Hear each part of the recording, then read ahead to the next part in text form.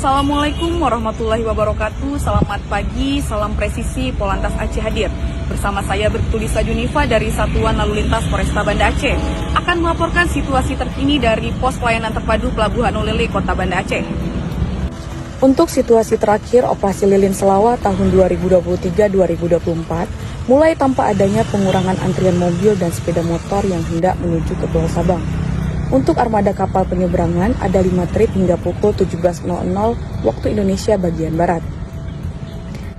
Kami himbau kepada masyarakat yang hendak melakukan penyeberangan agar mengikuti petunjuk petugas serta memarkirkan kendaraan pada tempat yang telah ditentukan dan pastikan kendaraannya terkunci dengan baik.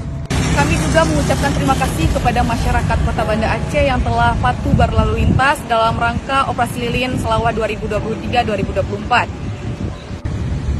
Demikian yang dapat kami laporkan. Terima kasih. Wassalamualaikum warahmatullahi wabarakatuh. Salam presisi.